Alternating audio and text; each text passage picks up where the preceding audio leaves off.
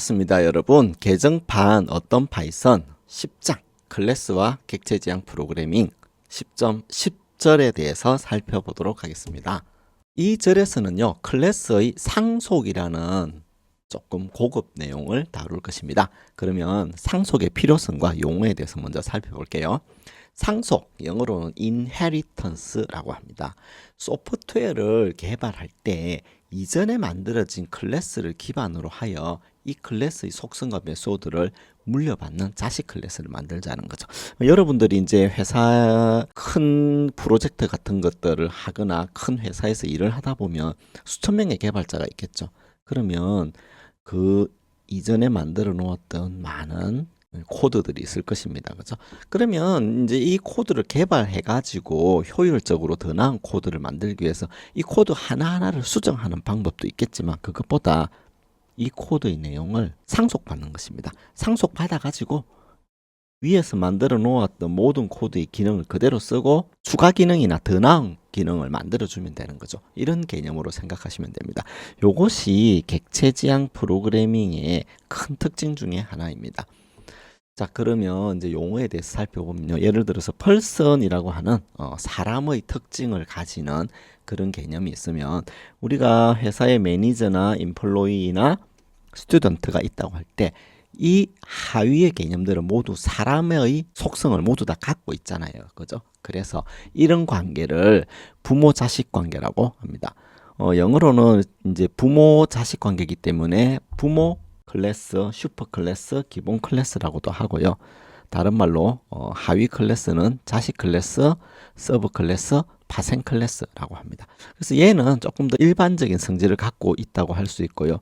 그것을 상속받은 자식 클래스는 보다 구체적인 성질을 가진다고 볼 수 있습니다. 이렇게 해서 상위 클래스와 하위 클래스를 이용해서 코딩하는 방법이 바로 클래스의 상속 개념이 되겠습니다. 자, 방법은 이렇습니다. 우리가 앞서 뭐 벡터라든지 뭐 이런 것들을 많이 만들었죠. 클래스 A라고 하는 것을 만들었습니다. 이걸 부모 클래스라고 할 때 부모 클래스를 상속받는 B는요. 괄호를 넣어주고 부모 클래스의 이름을 넣어줍니다. 그러면 여기에 있는 이 부모 클래스의 모든 기능들을 여기에 추가할 수가 있는 것입니다. 괄호를 통해서 이제 상속을 받았다. 이런 것들을 명시하는 것이지요. 자, 그러면 어떻게 쓰는지를 한번 살펴볼게요. 클래스 A를 만들고 파이 3.14라고 하는 아주 간단한 속성을 하나 정리했습니다. 그 다음에 클래스 B를 만들었는데 얘는 부모가 A다 이렇게 명시를 해줬죠. 자, 이제 A와 B를 각각 AB라고 하는 소문자 AB라고 하는 이름으로 인스턴스를 만들고 A.파이를 호출해 줍니다. 그러면 3.14가 출력되겠죠. B.파이를 출력해 줍니다. 그러면 역시 3.14가 출력되겠죠. 이 개념상으로 보면 얘는 부모 클래스 A이고요. 얘는 자식 클래스 B인데 부모 클래스를 물려받은 이 자식 클래스는 부모 클래스의 속성과 메소드에 모두 접근이 되는 그런 개념입니다.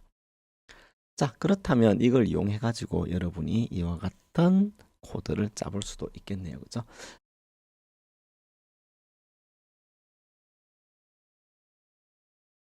자, 조금 더 깊이 살펴보겠습니다.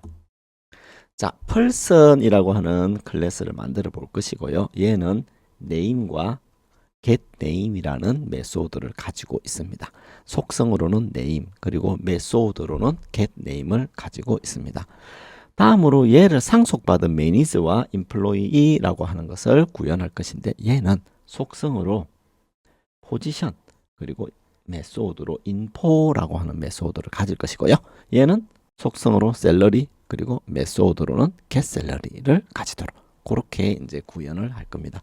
아시다시피 이제 person이라고 하는 이 클래스는 getName을 멤버로 하는 부모 클래스, 상위 클래스죠. 그죠? 그리고 매니저와 employee라고 하는 이것은 person 클래스의 자식 클래스라고 할 수 있습니다. 자, 그러면 이제 좀 코드가 길어지긴 하지만 이와 같이 아주 간단한 person 클래스를 정리해 보고요. 자, 이제 매니저를 만들었는데 부모는 person이죠. employee도 만들었는데 부모가 person이죠. 그래서 각각이 init을 가지고 있고요. 매니저는 info라고 하는 메소드를 가지고 있고 employee는 get salary라고 하는 기능을 갖고 있습니다. 그죠? 그래서 각각이 어떤 일을 하는지는 포지션을 받아가지고 info에다가 관리직이고 그 관리직의 직책을 출력해 주는 것이고요. employee는 get salary의 종업원이고 급여를 출력해 주는 그런 기능이 있다고 칩시다. 자, 여기 CTO는 매니저입니다. 그죠? 그 다음에 워커 1, 워커 2가 있는데 이 두 개의 객체는 employee라고 하는 클래스의 객체가 되겠습니다. 그죠? 자, 이제 CTO의 인포를 출력하면요. 앞서 보셨던 요 내용들이 출력이 되겠죠. 그죠? 그래서 박동민 직책 최고 기술 책임자 괄호 열고 CTO 이런 내용이 출력되고요. 종업원은 여기에 있는 get salary에 있는 내용들이 여기에 출력되는 것을 확인해 볼 수가 있겠습니다. 얘는 공통적으로 name이라고 하는 이 속성을 부모로부터 상속받았죠. 그죠? 그래서 둘 다 get name을 쓸 수 있습니다. 내부적으로 get name을 구현해 주진 않았지만 부모가 get name을 가지고 있죠. 그래서 이 get name을 사용할 수 있는 것입니다. 그것을 그림으로 살펴보면 이와 같이 얘기할 수 있죠. 부모가 갖고 있는 get name 속성이 있기 때문에 그걸 이용해서 get name에 접근하는 것입니다. 자, 다시 한번 부모 클래스와 자식 클래스의 관계는 이와 같이 괄호 안에 부모 클래스의 이름을 적어주는 것으로 구현될 수 있습니다. 그러면 매니저와 인플로이도 부모가 될 수 있느냐? 당연합니다. 매니저 역시 다른 클래스의 부모가 될 수 있고요. 인플로이 역시 다른 클래스의 부모가 될 수도 있고 얘도 또 물려받을 수도 있습니다. 이렇게 하기 때문에 이제 여러분들이 큰 프로젝트에 투입되더라도 기존에 만들어 놓았던 코드를 잘 활용해서 쉽게 개발을 할 수 있는 것입니다. 다음으로 클래스의 상속에서 나타나는 개념 중에 하나가 슈퍼라고 하는 함수입니다. 즉 부모 클래스의 속성을 사용하고 싶어요. 그런데 부모 클래스의 이름이 생각나지 않거나 부모 클래스 이름이 너무 길다. 그러면 부모 클래스의 이름을 적어주는 게 아니고 그냥 슈퍼라고 적어줍니다. 그러면 해당 클래스의 부모 클래스를 찾아가지고 반환해 주는 역할을 합니다. 앞서 보셨다시피 자식 클래스는 한 개, 두 개가 될 수 있는데 얘의 매니저나 인플로이의 부모 클래스는 하나밖에 없죠. 그래서 슈퍼만 호출해 주게 되면 부모 클래스를 쉽게 찾아갈 수 있는 것입니다. 자, 이 함수를 호출할 때는요. 셀프를 자동으로 전달해 주니까 함수 매개 변수에 셀프를 적어줄 필요는 없습니다. 어떻게 쓰느냐? 여기 보면 내가 초기화를 할 때 부모 클래스가 만들어 놓은 네임에 접근하고 싶어. 이때 부모가 만들어 놓은 init이라는 메소드에 접근할래 할 때는 super.bundle_init 이렇게 써주면 되는 것입니다. 그 다음에 이제 부모 클래스의 getName에 접근할 때도요.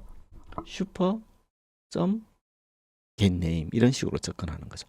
그러면 얘는 부모 클래스인 이 person의 속성에 바로 접근을 할 수가 있는 것입니다.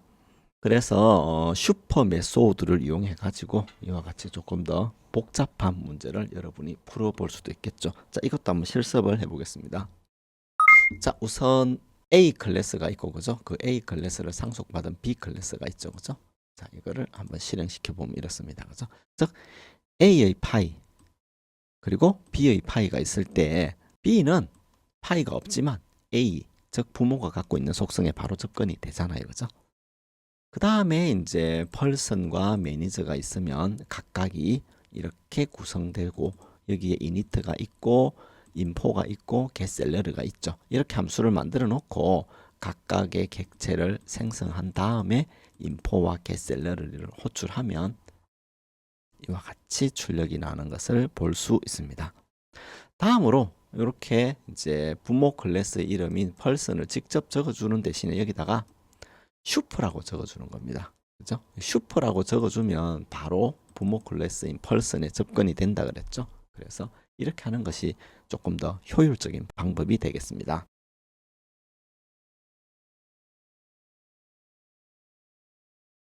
네, 다음으로 isInstance라는 함수와 isSubclass라는 내장 함수에 대해서 살펴보겠습니다. 우선 employee라고 하는 이 객체를 생성했습니다. 그리고 그 객체를 참조하는 이름, 그죠? employee 클래스의 인스턴스가 worker1으로 되어 있죠. 자, 그러면 worker1은 employee의 instance인가를 물어볼 때 is instance worker1 employee를 써줍니다. 얘는 참입니까? 얘는 참이죠. 그래서 true가 됩니다.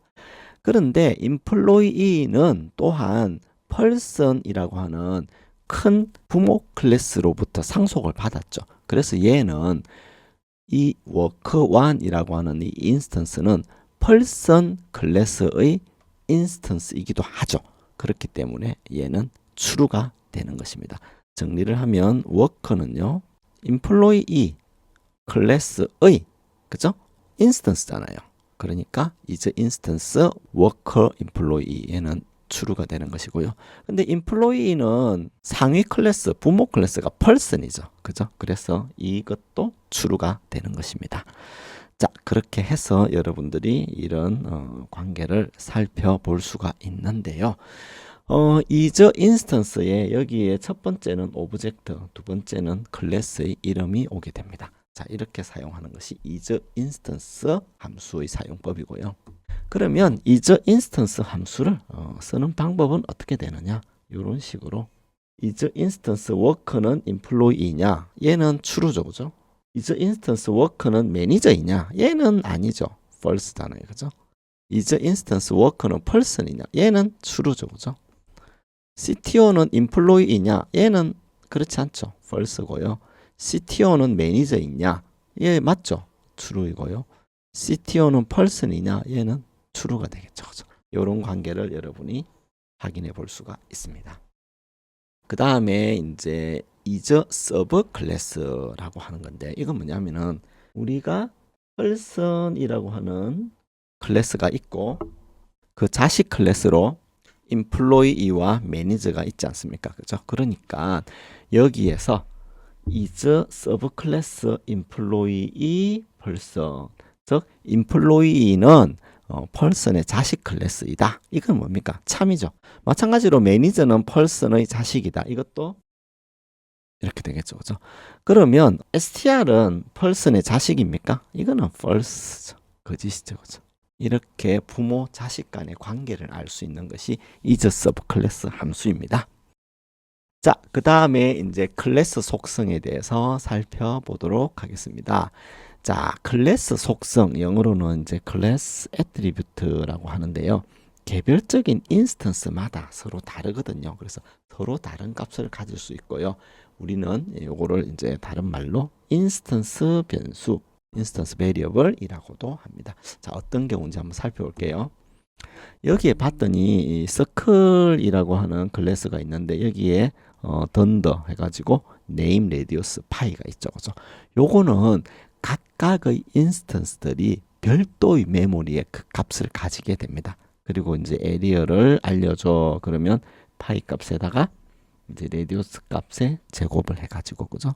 공식으로는 파이 r 제곱을 이용해 가지고 원의 면적을 알려줍니다. 여기서는 원의 반지름이 4, 여기서는 원의 반지름이 6, 여기서는 원의 반지름이 5인 각각의 원의 면적을 이렇게 알 수가 있겠죠, 그죠? 근데 가만히 생각해 보시면 여기에 나와 있는 3.14, 여기에 나와 있는 3.141, 3.142로 이거 전부 근사값이잖아요, 그죠? 그러니까 원주율을 우리가 사용할 때 이것들을 근사값으로 쓰는데 각각 메모리에 다 갖고 있죠. 무슨 말이냐면은 C1이라고 하는 변수에도 name, reduce, 파일을 가지고 있고요. C2 역시 name, reduce, 파일을 갖고 있습니다. 그죠? 또한 C3 역시 name, reduce, 파일을 갖고 있죠. 인스턴스 변수를 이렇게 갖고 있습니다. 그런데 여러분들이 보시면 알겠지만 여기에 나와 있는 파이라고 하는 인스턴스 변수는 공용 변수로 써서 쉐어해도 상관없죠, 그죠? 아니, 쉐어하는 것이 오히려 더 효율적이라고 볼 수 있잖아요, 그죠? 자, 그렇게 해서 클래스가 공유해야 할 공통적 속성이 있을 경우 이것을 개별적 인스턴스가 공유하면서 가지는 것. 그렇게 하면 데이터의 중복이 줄어들죠. 그리고 오류의 원인을 찾는 것도 간단해질 것입니다. 그죠? 그래서 self.py 값을 일관성 있게 유지하려면 C1, C2, C3에서 파이 값을 모두 공유하는 게 더 좋죠.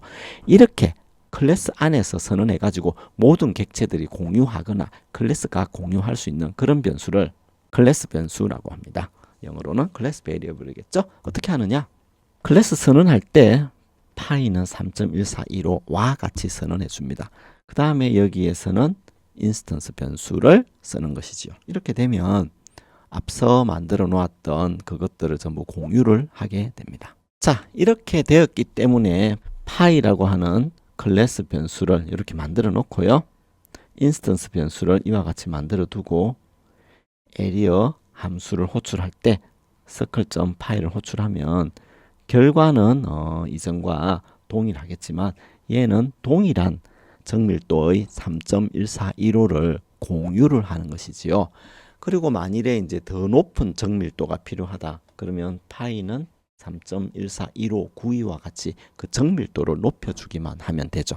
그러면 훨씬 더 프로그램의 유지 보수가 좋아지는 것입니다. 자, 이것도 한번 실습을 해볼게요. 자, 여기에 circle이라고 하는 클래스가 있고, 그죠? 파이라고 하는 것을 인스턴스 변수로 선언했습니다. 그리고 여기에 인스턴스 변수의 정밀도를 각각 달리 했네요. 그죠? 그랬더니 뭐 결과야 잘 나오지만 일관성이 없고 이 인스턴스 변수가 세 군데서 그죠? 같이 공유를 하는 것이 훨씬 더 효과적이겠죠. 자, 그래서 클래스 변수를 도입하는 것입니다. 이것을 클래스 변수라고 하는데요. 셀프를 가지고 공유하는 게 아니고 그냥 파이 3.14 이렇게 해놨잖아요. 그러면 C1 에리어, C2 에리어를 호출하면 이 에리어에서는 서클의 파이 해가지고 이 서클이라고 하는 클래스 이름을 적어주고 거기다가 파이라고 하는 클래스 변수를 적어주는 겁니다. 그리고 이제 레디우스를 호출해가지고 반지름이 4, 6, 5일 때의 각각의 C1, C2, C3의 면적을 출력해 줄 수 있는 것이죠. 조금 더 일관성 있는 코드를 짤 때는 이렇게 클래스 변수를 쓰는 것이 훨씬 더 도움이 됩니다. 자, 이상으로 클래스 그리고 클래스의 속성, 그 다음에 상속에 대해 살펴봤습니다. 조금 복잡한 개념이기는 하지만 이 개념을 알아두시면 여러분이 파이썬의 깊이 있는 내용을 이해하는 데 매우 큰 도움이 될 것 같습니다. 네, 감사합니다.